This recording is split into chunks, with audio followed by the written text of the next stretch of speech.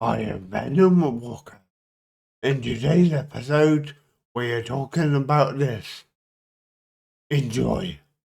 I think it's crazy how they've appointed Halbrand to be a lord. They don't really know his backstory. Who's it's because of his Darren. He hasn't exactly confirmed who he is to anyone. Grenadier just seems to presume he is who he says he is, even though he's not quite said who he is. He's kind of alluded to it a tiny bit, but also like, not enough to make it a big deal.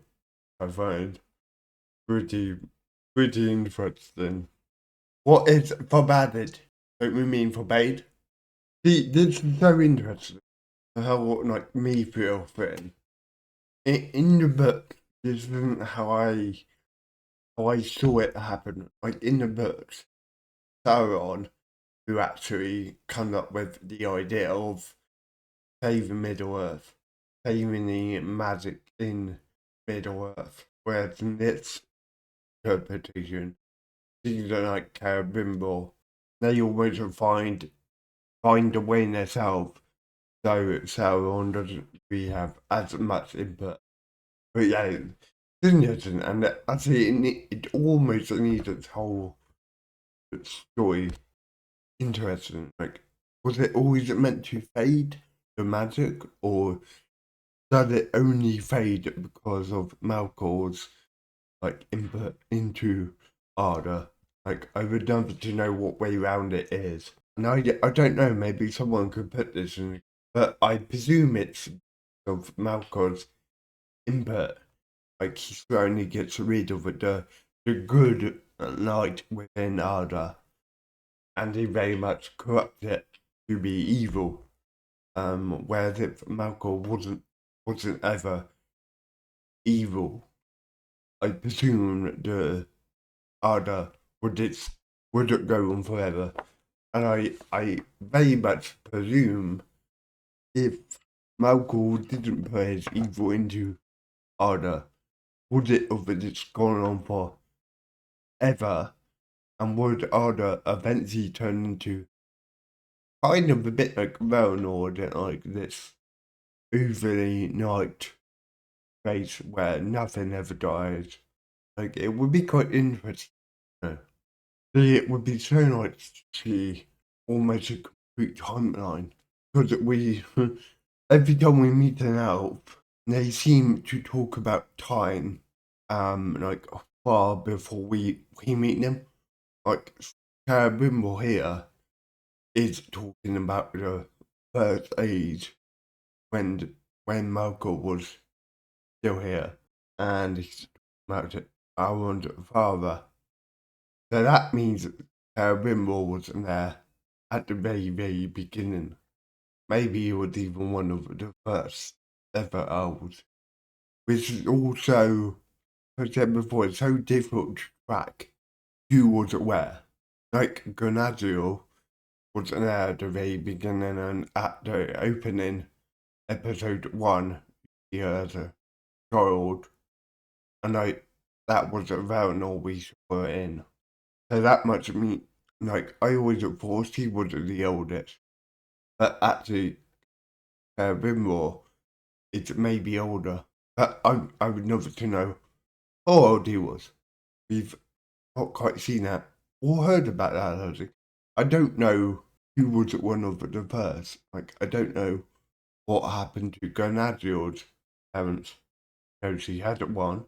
I presume her family, her father and mother stayed on Valinor, and over time Grenadier just got. And something that hit me. I wonder if it's the same concept of when Gandalf needs Valinor. I wonder if once you leave Valinor, you almost forget everything about it. I wonder if because it's almost a higher realm, you generally forget about everything apart from the very basic thing of the two trees and just how nice it was. But everything else you maybe forget, apart from it for your shower on. I've said it before, but he seems to remember everything that's happened. Whereas everyone else seems to kind of forget, not really talk about it. So I wonder if there's like your mind is completely wiped, apart from the very basic things. And I even wonder if the basic things, like the degrees, people only remember because of Malcolm, Sharon, people who do actually remember, sort of telling the elven people or everyone about it. Something I would like to know is how long they've been on Numenor for. Because Hellbrand has already got his logo for being a smith. Because he got into that fight over his threats. But now, well, to begin with, it was only meant to be 2 days. I'm sure. I think it was a week, has it? So in a week, he's become gone from prisoner to be able to make weapons, which, to be fair, could be quite a good little hint to who he could be. A little bit of a backstory on how Halbrand survived. Maybe he did some quite unkind things by the sound of it. But once again, he's not told us, he's only alluded to. So it would be quite nice. I don't think we see it in series 1, maybe in series 2. It would be quite good to see how bands like entire acts and like how it actually played out. Um, that would be, I say, interesting. This is a good thing. You get to see the people from that town go to you see the people go from the town who wanted to support Malcolm almost go back to Malcolm with Ada, even though Ada's very different to Malcolm. See, I don't feel too these are people I do feel sorry for them because they're almost painted to be these. I feel sorry for these people because they seem to be siding with Ada, but they're not siding with Ada. They're just seeing an opportunity to not be defeated. As I said before, my previous video is it's a shame we don't see the whole dynamic of they seem to only have the two choices. The choices are fight Ada, join Ada, which are, but actually there's a third choice of running away. We don't see them. Don't think we see anyone do that, and I can't help but think that's a bit of a shame. And like I get it. Like if you run, they might get hunted down by Ada and his forces. However, if enough people run, you can't get them all. So that would be quite interesting. I would presume a few of them do run, but I don't think we see that. So that would be good to see another dynamic. You see, that's so important. You get to see another side of Gunazio. See, basically saying how to combat darkness, like you need to be in a little bit dark yourself. Like, and I think that's wrong as much as right. Like it's very hard to fight evil with evil, not fight fire with fire, but also maybe some darkness does need all darkness, right? So that's super, and that's laying the groundwork for later on. And see, that's good because Hellbrand seems to apologise for in quite a deep way to be for everything. And yeah, that's so. and he seems to really mean it. So he is sorry. Is sorry from Halburn, or is he sorry because of other reason? This is a good scene because Ada seems to get very, very angry at the thought of him being Sauron. So it be the fact that he's not actually Sauron. Ada means father, and I don't think Sauron ever presented as a father figure to the orc, who's the orc for war battle, as Ada seems to very much care. So he would already seem to be a different character. Bit of a spoiler, he is. People think he's Sauron. So that would point at the fact that no one has seen Sauron's face. So does that mean, I think I said it before in the previous video, does that mean Sauron's face has never been revealed? Like, has he always been in his armor, like up until point?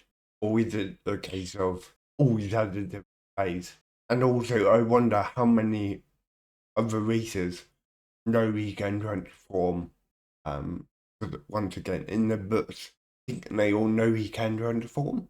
But I'm not sure in this media if they are aware he can transform. So that'd be quite nice to know. We've actually not got that told to us yet. I'm hoping we will, because that's like one of his greatest power sets. See, something else that goes into that is I don't think any of the other I don't think any of the other angels can transform the way Sharon does. I think that's unique to power set. But also like the Balrogs transform. So I think they kind of can, but also a Balrog is completely evil because of Malcolm. So I wonder if this got something to do with the Valar and the fact that the Valar were able to transform. But I feel like the answer could be Malcolm taught Sauron how to do it, and they are able to, but only if they're taught from a higher being. I don't think the wizards can, and we've not seen anyone else other than wizards be on the same tier as Sauron. Obviously, the Balrogs, as they were transformed by Malcolm himself.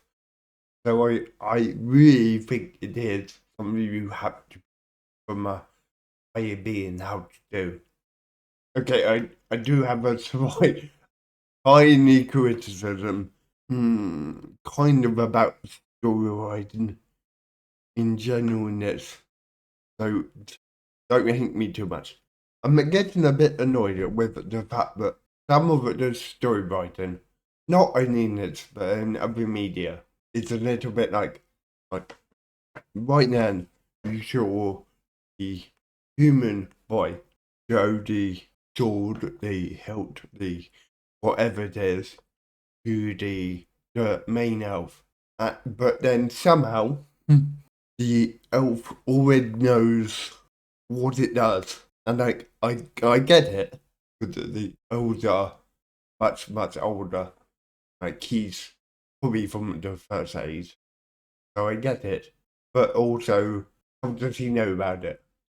Like he says he's seen it before. Like that it seems very very obvious. Oh yeah, I know what it does. I know where it goes.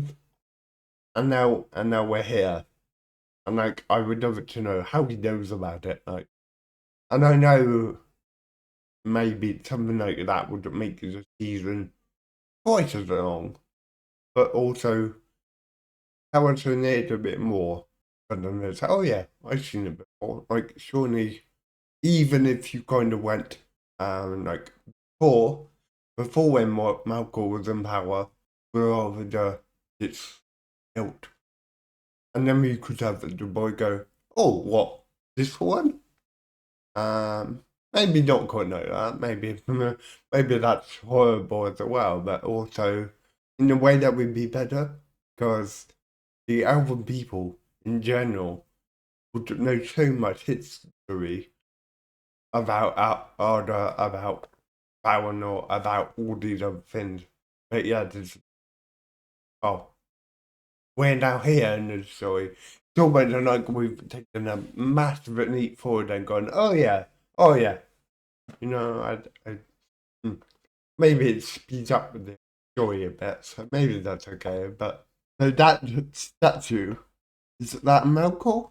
See, I almost wonder, and I don't think we ever find out, but I almost wonder if that is Melkor's body. Um, that could work because actually, yeah, in the books, I don't know about it. It's not totally sure, but we know he gets defeated in this, but we don't know how it were and what actually happened.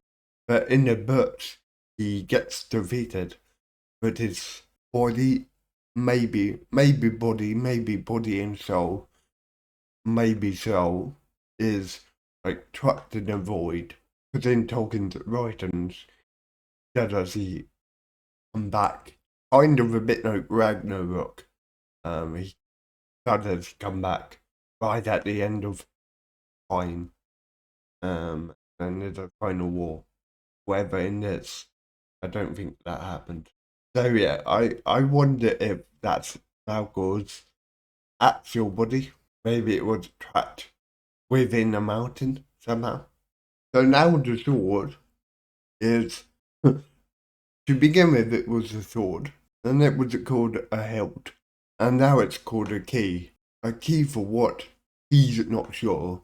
But once again, how does he know it's a key? Because the orc called it the hilt, and surely the orc would have called it a key. But also, I get it because a story point of view, like now it's something even more. Whereas if it was identified as a key from way back, that idea. Whereas now we've got a new idea of it being a key to unlock something to, and it was to enslave the human race in Melkor's time. When Melkor was in power, whole continents sank because I wasn't aware of any other continent. Feel like he's talking about the bridge between Baranor and the mainland going away around the outside. How it was in the first age, and then the gods decided that was a bad idea because go back in the woods. Whereas now they've limited going back to Baranor and then go back.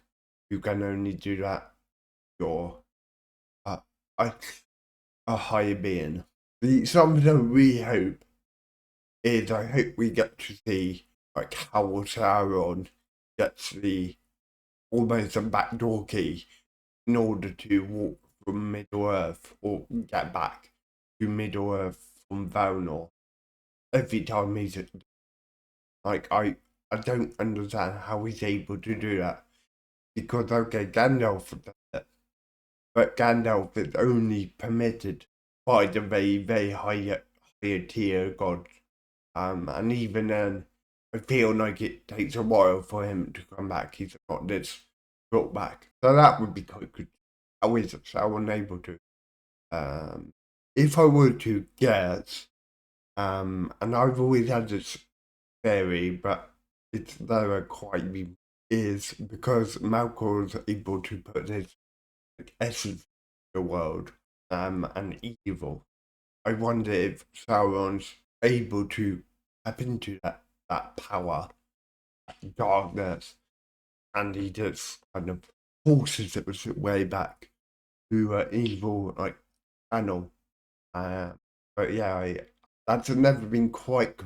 Um, and then my other theory is the fact that for any time Sauron's actually on Middle Earth. He actually gets a tiny bit stronger, as in like over 100 years or whatever, and higher, simply because Malcolm is evil into it harder, and Sauron's able to tap into that power a bit, therefore making him more powerful over time. That's my own personal theory.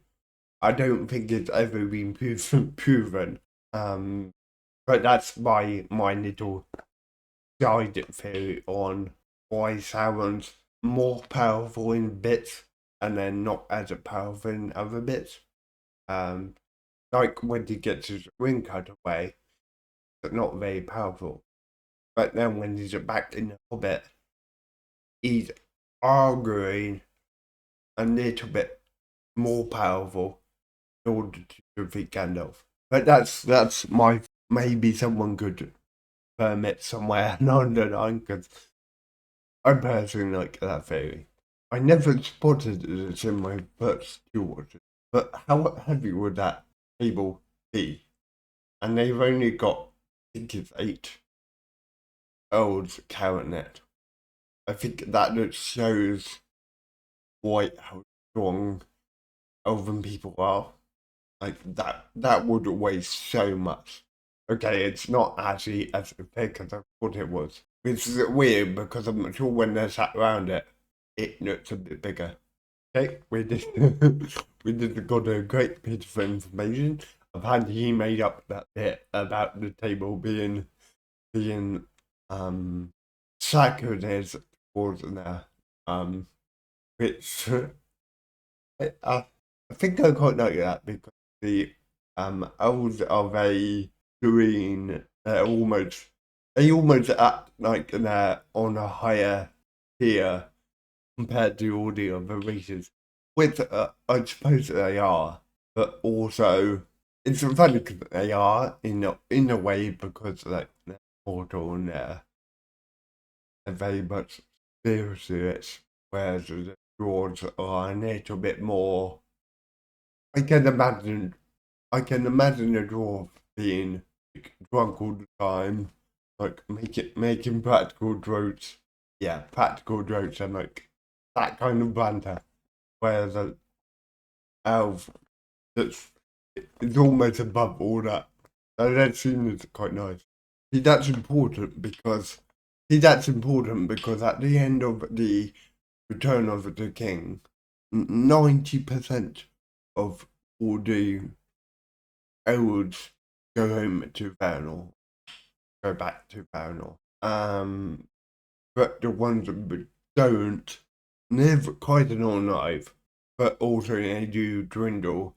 Goes the like good goes Casper, but ghosty like the and then they fade away, which I think would be quite interesting on screen, but also very very sad. We've not ever seen that. We've heard about that. Aragorn's wife eventually suffered that fate. Who just go to Valinor. In Valinor, they do actually need forever. Life is eternal. Valinor. The only thing I'm not too sure about is the fact that this seems like it's going to happen very, very quickly at the end of the spring or whatever he said. By spring, which is like let's say it's a year. I don't know how time works on Middle Earth. I presume it's the same as our time, so it might be a year, and then all of them would begin to fade. Whereas at the end of the Return of the King, as I say, it seems to dwindle, but dwindle much, much slower. But also, I think it's more the case that the magic would go, fade, or whatever the words quite are. But because all the elves would stay, because then they couldn't all leave at that point all at once, I would guess they would all fade. Whereas because the because at the end of it, the return of the king, as I say, 90%, maybe even more than that. Maybe it's only Arwen who doesn't, therefore, kind of magic is kept around her for longer. Kind of the same with like oxygen.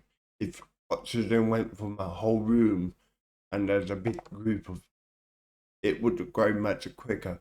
Whereas if there's only one person in the same room with that oxygen, the oxygen would carry that person on for much longer. Like that's kind of how I see it.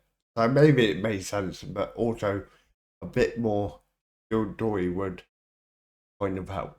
You see, maybe maybe it's a bit dark, but I do. He kind of teaches a word on his friend. It's great. Bear in mind, is a friend, or maybe not as a friend, but the whole Elven hiking and two others have literally lied to him for a week or two.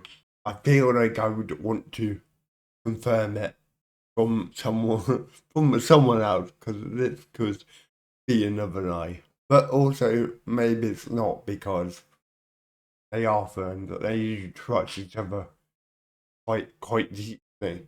So little bit confused. Does that mean Theodore it's got promoted much quicker this way versus the Baron training which he got dismissed from? Doing this, his friend is a what was his friend? But he was able to get to Gonadu with a sword. Quite sure he was a captain, maybe a lieutenant. No, lieutenant, sorry. Therefore, they all got promoted. So it worked in his favour. So now going to Middle Earth with 2 boats rather than 3. I wonder if they put people from the third boat onto the 2 boats, or if they or that boat had to stay behind. Because I presume they've got more than 3 boats, or however many they've got one less. Then they match over this brought in another boat, maybe. So I don't know if they've gone with less numbers than they were hoping to, because the boat got burnt, or if they were somehow able to send the same amount of people ways. I don't know if it matters to the bigger story.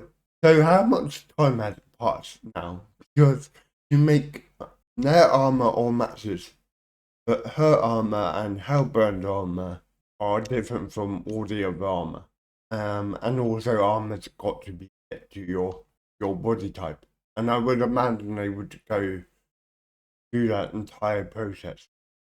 So I almost wonder if there's been a bit of a time skip between like the ship growing up. Maybe that delayed them by a week or two in order to make armor, in order to, as I said before, maybe in order to get another boat ready, prepared, because I would imagine they got more boats than they need, just in general, than they would have to do another boat to harbour to get it ready. So I would imagine it's delayed them by another week. Would I be right in they've not been to Middle Earth? Most of them, like ever. I think that's so. I think some of them may have been near Middle Earth, but I think this is a big enough island and there's a big enough sea around it that some of them have never even, they've only heard about it. And some of them haven't been to Middle Earth simply because if the ship went near enough, it could have picked up an orc or an orc pack, and then the orc pack could have invaded Numenor, and obviously they don't want that. They are quite well trained, and as we see, we get guards everywhere. So I don't think an attack could happen very easily. but also, and I would imagine they've always got watchtowers, and you have to get remote search before you're able to actually make it to a numeral. And if they did see an orc on board or anything dark, I would imagine they destroyed the boat very, very quickly. So that would be quite interesting. Like a back story or some dialogue to explain that. Thank you for watching. If you like what you've seen, don't forget to subscribe.